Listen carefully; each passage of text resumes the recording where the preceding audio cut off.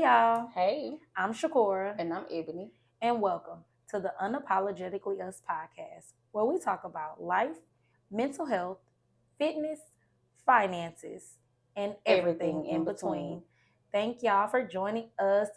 We're back. Welcome back. Welcome back. Welcome back. Back again with another episode. Another one. I hmm did that before. You have done it before. You have done it before. Yes, I'm excited. Today we in our bright colors on On accident. accident But look, we going with it. Y'all know this is my color for this season that I'm in. for your fitness. For my fitness thing that I'm on. Yeah. This is my encouraging, motivating color. Come on with it being encouraging and motivation. Yeah. I just got orange because every time I see orange now I think about the TikTok when they be like, but that orange. I and never saw and that. orange, no shade to or could be. Orange look good on us. Yes, red too. Orange, red, But yellows, they yes, look cause really good on it. I'm like, So just you joking. don't be surprised if y'all start seeing me in more orange I know that's right. and green because Oh, now I that like green some look green. Yes. that green looked good on me. Yes. And on them 2 episodes, I kept the same shirt on, baby. No, Yeah. now I kept the same shirt on. Anyway, child, listen, what's been up with you? Child, listen, nothing much. I just been going with the flow, trying to figure out ways to keep myself motivated, other people motivated, my children motivated. Whew, it's tough, child. It's tough. It's hard out here for a pimp. I'm just playing. Okay, pimp. But no, I've just been doing me. You know, trying to maintain my peace, which is very hard. You've been saying it. Oh my God, it's so hard. Things happen, people happen, life happen. How do you control your peace if everybody wants to disrupt it? So hey, I gotta stay within the means of the things that I can control. And sometimes I disrupt my own peace because it's certain things that I should just be like, whatever. But you know me, I'm still a firecracker. Be like that sometimes. But child, listen, what's going on with you?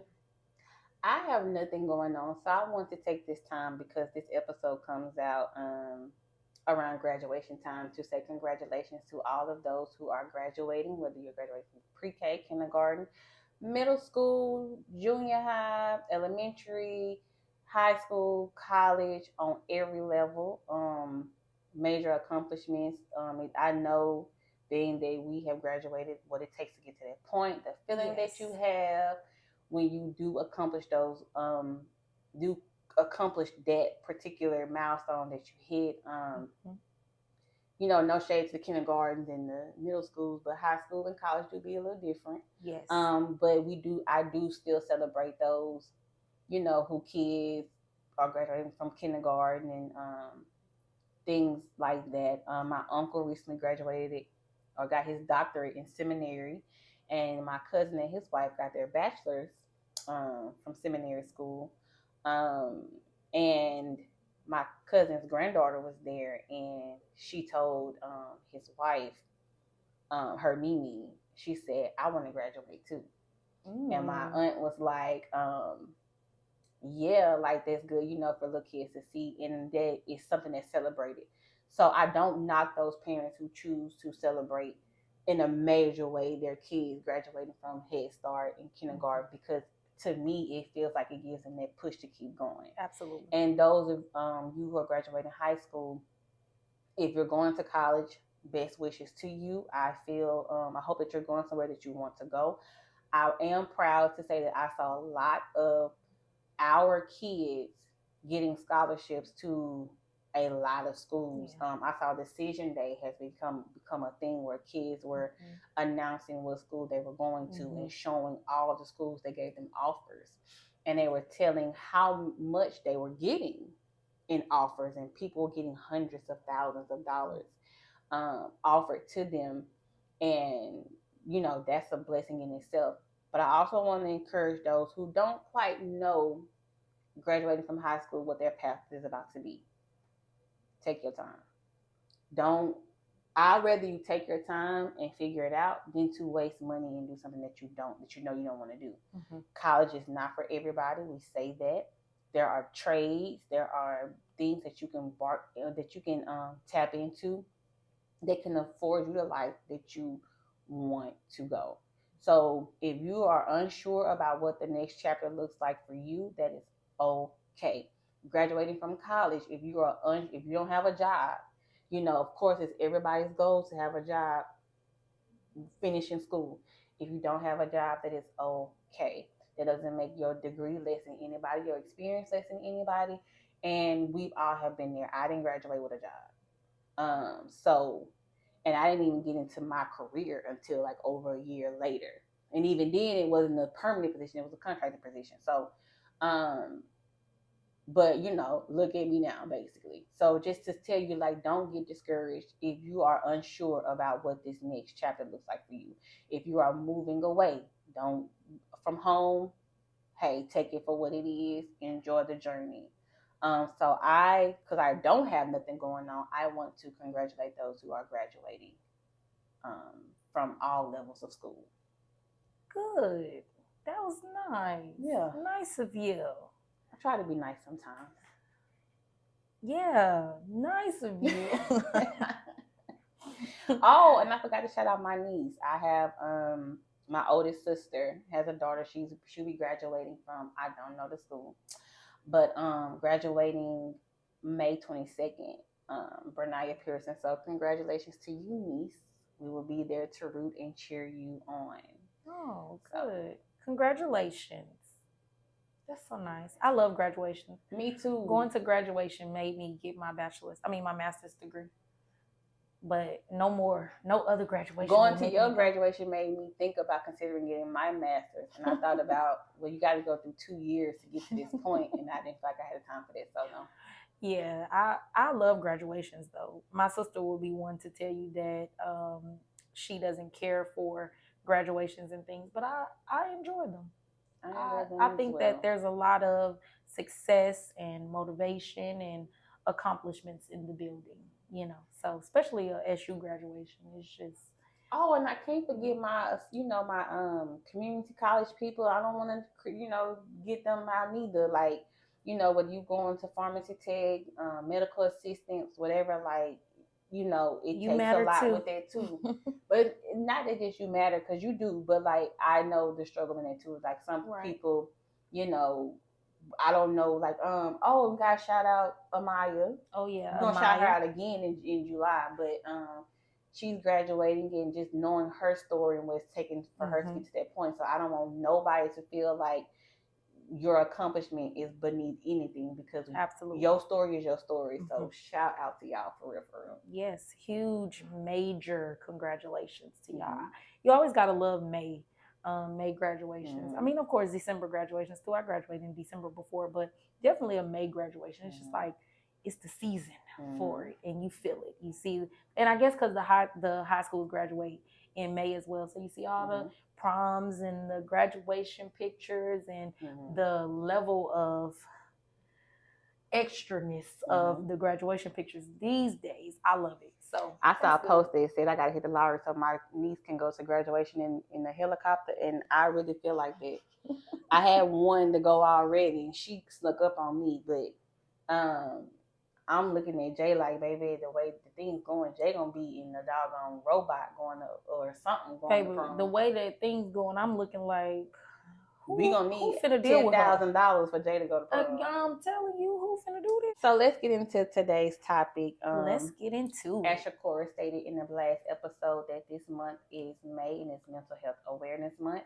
And so what better way to dedicate at least one of our episodes to touch on something mental health related? And I was telling Shakora that, the things that I see common with people talking about is depression.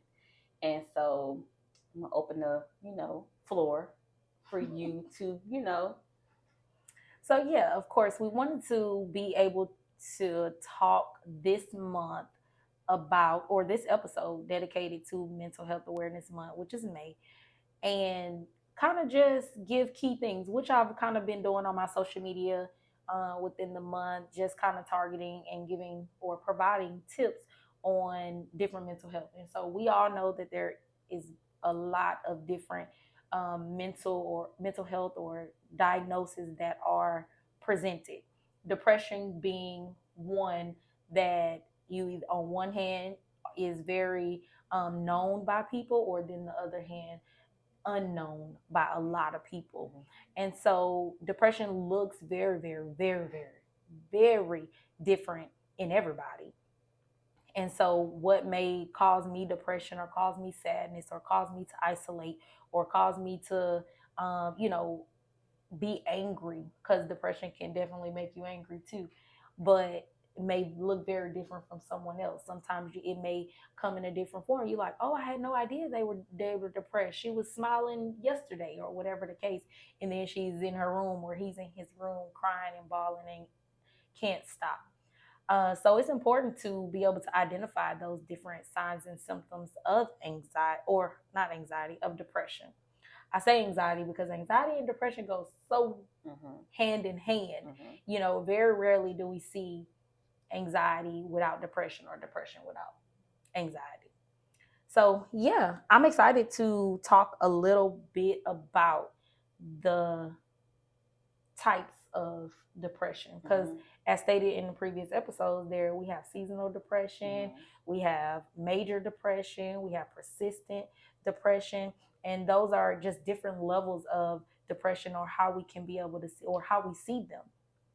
And the major one that which is major, but the most common is the major depression, where we'll see it, which it means it's happening.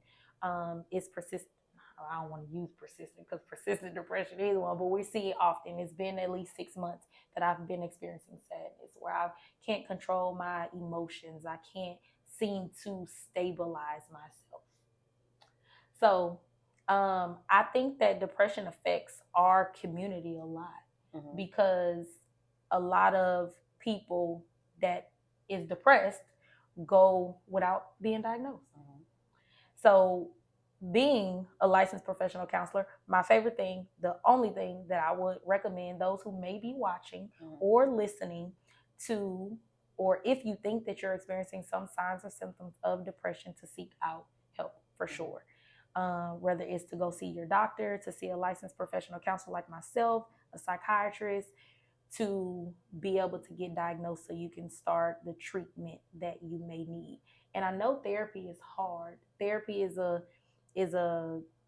tough step to take, and no one can force you. It's not something that we can force our clients. I always let my clients know that the ball is in your court on what has to be done.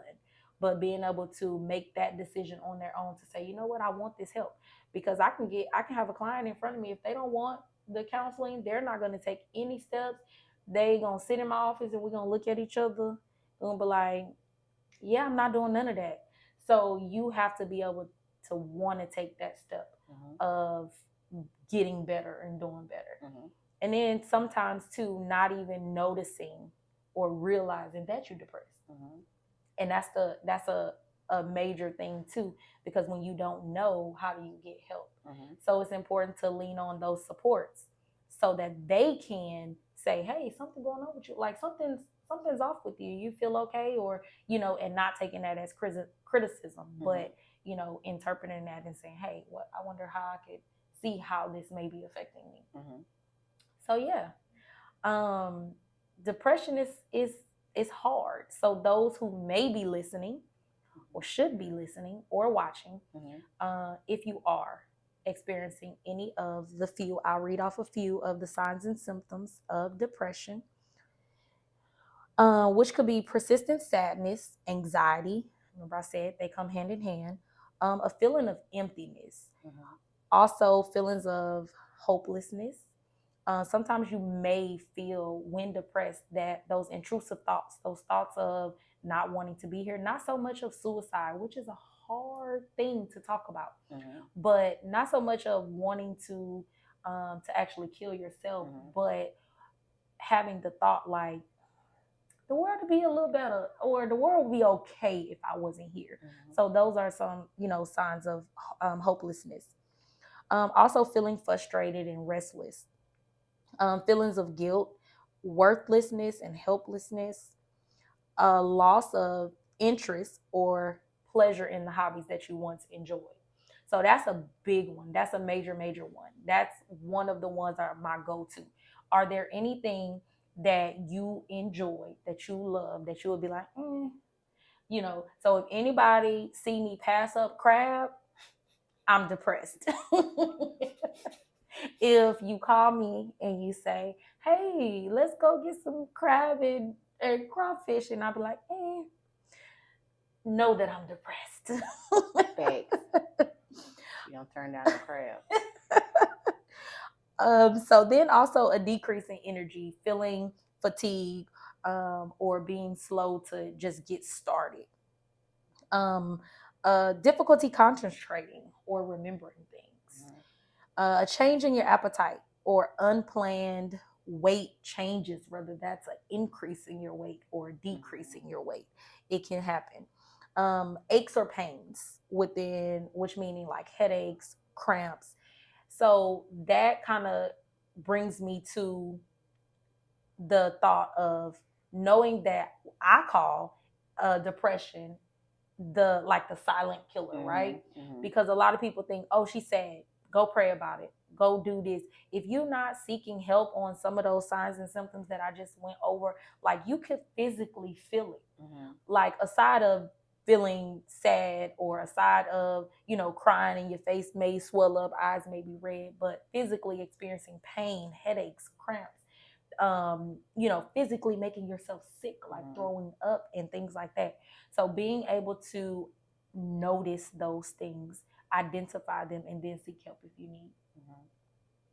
So yeah, depression is real. Because the part when you said about the physically feeling it, my mama used to say we would have people go to the hospital and they'd be like, I'm experiencing this, but they can't find anything wrong with me. And the first thing my mama says is, well, what are you worried about? Because if you're feeling all these things, then and they can't pinpoint where it's coming from, then let's rule out that you're stressing behind something. Mm-hmm. Because stress kills, depression, kills, all those things kill. And listening to those symptoms that you said, was like, yeah, like some of that stuff can be common, but you have to know you enough to know. Like I am a introvert extrovert, meaning when I want to be seen or when I want to be out, I want to be out. But I am cool with being at home. Yeah. And I will turn down going somewhere, not because I'm feeling away, but it's like I really just want to rest today, or I really just planned on spending my time in the house today. Or hell, my budget don't call for it, so I'm making myself spend my time at home. Mm-hmm. But if you know that at the same that it's deeper than just that, then okay, then yeah. For me, I know when I'm going through something because I am a clean person. But if my room looks like a tornado ran through it, I stop and be like, okay, what's been up with you this week? Mm-hmm. Because this ain't you. And then because I hate clutter. So if my room is looking not put together, it should bother me enough to make it look put together. Mm-hmm. But if I don't go and put it together, then I have to stop myself and be like, okay, Ebony, what are you worried about right now? Mm-hmm. Or what are you stressing about right now? Because this is not you. Mm-hmm. I pay attention to my body, and therapy helped me with this too. Of how my body handles stress or what I would call depressive moods, because I haven't been clinically diagnosed with it. But if something's heavy on me and I can still function, then I eat everything in sight. Snack becomes my comfort, so to speak. But if I'm stressed or upset about something, and I'm sad with it too, then I don't eat nothing. Food makes me want to throw up. Looking at food makes me want to throw up. And like you said, with the weight gain or weight loss, it'll happen like that for me. If I'm eating everything, then you're gonna see the weight gain. If I'm not eating, then others will see the weight loss. Gotcha. Because of course, you're not gonna see right off the bat, but others will see like, wait a minute, are you trying to lose weight or whatever? And then in reality, you just going through depressed. Something and you're not eating. Yeah. So that's what makes, those are key things that I pay attention to now. It's like, okay, now I get like some of it could be busy. Like I got home at 1:00. I just want to go to bed. I just took the clothes off and threw them somewhere. But eventually I go pick them clothes up. Right. So if I ain't picked them clothes up and my schedule is not too hectic to where I can't go pick them up, or I should have been able to pick them up by now, then I'm like, okay, wait a minute, what's going on with you? Why your room look like this? Or why your house look like this? Yeah. So it goes also into paying attention to yourself as well. Yes. Yeah. Well, for me, it went into paying attention to me. Right. Well, and that's absolutely correct. To go back to what you said about, noticing, well, I'm a clean person. I usually want everything tidy, which that is true about her. Thanks. But that is something that I tell my clients, like, oh, they come in, oh, I don't know if I'm feeling depressed. But like your mom said, what are some things that you may be worried about? But also my check, one of the things that when I'm checking for signs of depression, I'm asking, what do your room look like? Because most of the time, now, if you're a person that already don't care and don't clean or whatever, even to individualize it to making the bed.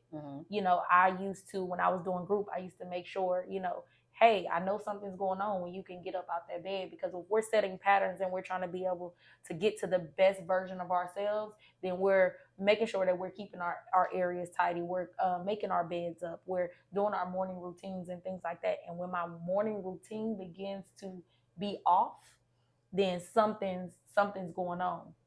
If I didn't have time to make that bed up because I literally rolled out 5 minutes before it was time for me to go, something may be going on. So being able to notice those things about yourself is definitely important, because when you go to seek help, when you go, whether it's that doctor, whether it's that psychiatrist or that therapist, they're going to ask those questions. And so if you don't know, and most of the time we know when, not just off the bat, but when somebody have to ask us and we got to think about it, then we can be like, oh yeah, I did notice that this was going on, or I do notice that I have been doing this, or I sure didn't go out with my friends like I would have wanted to the other day. So that's important. Even like for me, of course, not being diagnosed with any clinical depression, but we do, like you said, go through those depressive modes or those moments, which could then, be like a seasonal depression, or what we would say unspecified.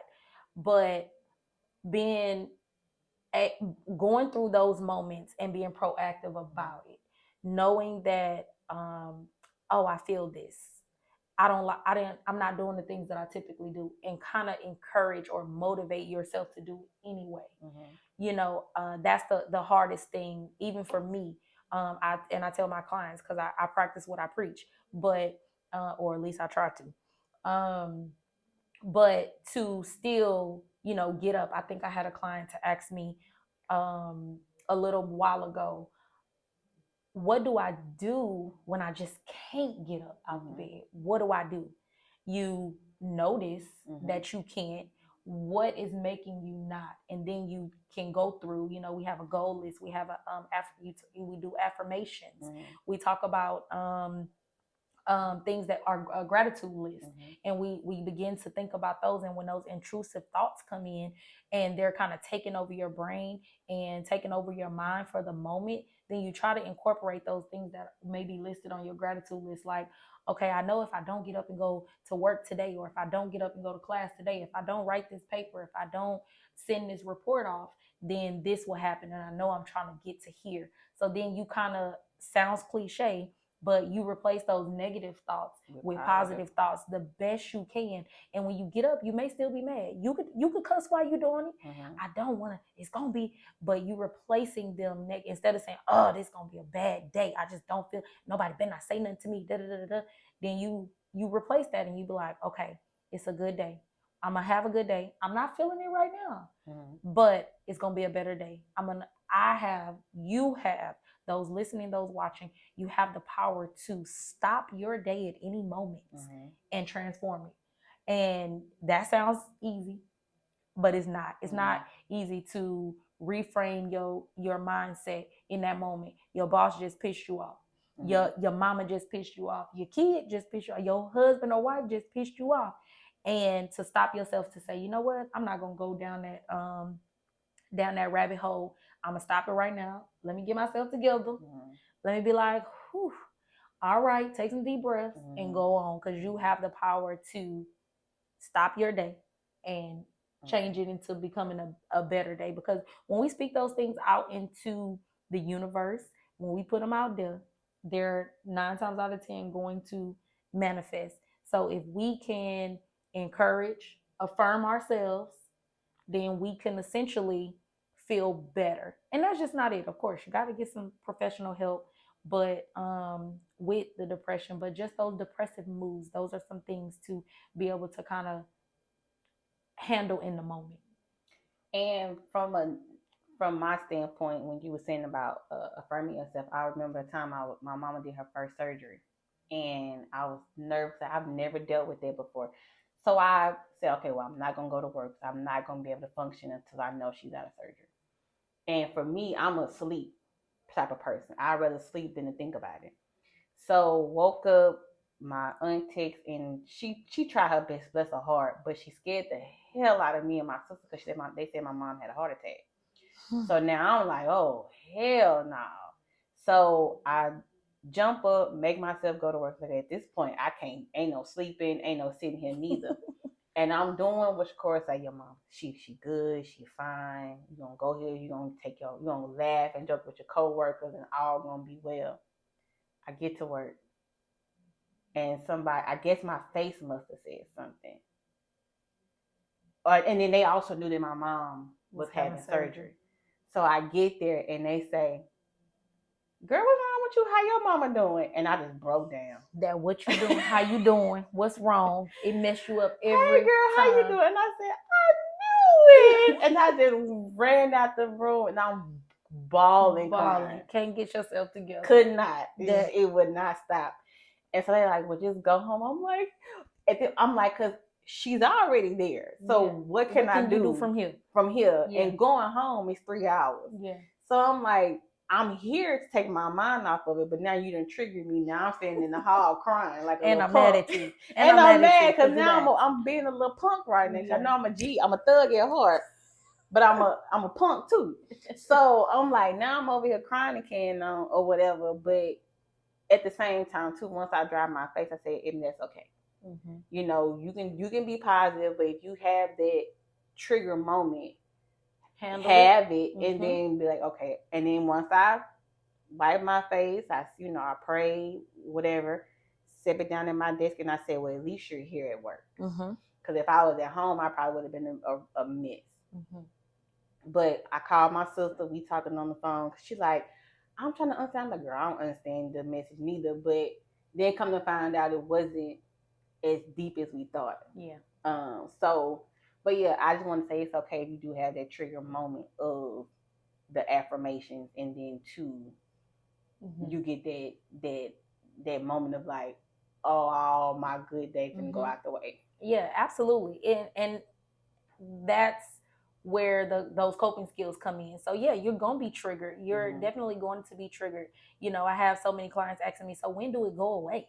Mm-hmm. And sometimes it don't. It's just how you handle it. You become a better version of yourself every day to be able to handle those depressive moods when they come, or mm-hmm. if they stay, but being able to handle it, looking at things different. That's CBT, being able to change the way that you think about something to essentially change the way you behave to it. So it's important to know that it is okay when you're triggered, but it's just okay. Feel, I tell my clients, tell y'all, feel your feelings always, because nobody can take your feeling away from anything. I think me and Ebony was just talking about that. It's not always the action behind something, it's the feeling or how you made someone feel behind it. So understand that your feeling is your feelings, and nobody can take that away from you, not even regarding a situation, because what hurt my feelings may not hurt Ebony's feelings, and what hurt Ebony's feelings may not hurt my feelings, but that don't change the fact that our feelings was hurt. Correct. So I want to be able to give y'all some things to do to be able to take care of yourself if you may be experiencing some depression.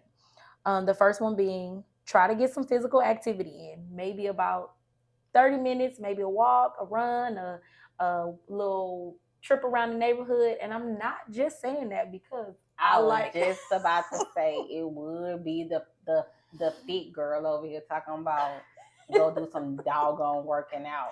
I'm not just saying that. I'm not just saying that. It's actually here. That's really good though. But physical fitness releases those endorphins, and it decreases anxiety and depression. And so, it gives you the get up and go that you may need. So 30 minutes will help release those endorphins, okay? So the next one is try to maintain a regular bedtime and wake up time. So most of the time, which is hard for me, but most of the time getting to bed and waking up at a persistent time every day will help with those signs and symptoms of depression. Also, eating regular and eating healthy meals, because one thing that we do, when whether it's we celebrating, whether we sad, or whatever, something bad happened, what you say? I gotta go eat me some ice cream. I gotta give me a something I'm not eating. Let me go get a big cheeseburger. So we tend to do those things. So stay healthy with your meals. Make sure you're eating regular meals, because we can go 3 hours, 5 hours, 10 hours, 12 hours, 3, 5, 7 days without eating, because we may feel sad. We isolating, we, avoiding people bringing food to the door, we not eating it. So you want to make sure that you're eating regularly. Also,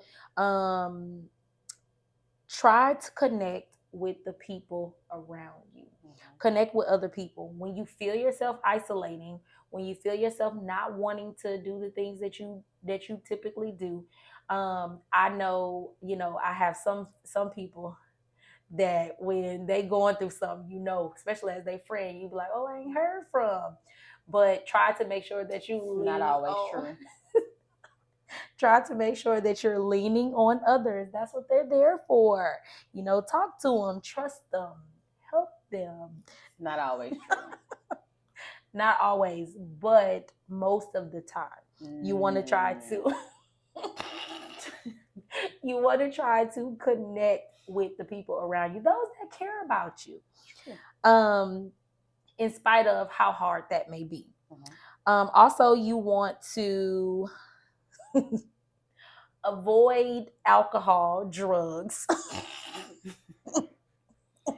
Hey, I'm on the fence. Know my story. I'm on the fence about this one, but I want to be able to say that I'm glad that one came up, because most again, kind of like food, whether we're celebrating, whether we're sad, but being that we're talking about depressive moods right now, we think that alcohol will solve our problems, or drugs, or whatever. But alcohol make them go to sleep. But which then causes you to isolate and to avoid the people around you. So what you want to do is try to avoid the alcohol, because alcohol is a downer. It still makes you sit in whatever it is that you're thinking. So, I don't want to think about that. I'm about to throw the shots back. And guess what? It's just going to make you think about it more. You're going to be in your head. It's a downer. We think that alcohol is an upper, but it's not. It's a downer. Okay? So those are some things to help when experiencing a depressive mood. I'm not gonna let your core shade me like this on this podcast.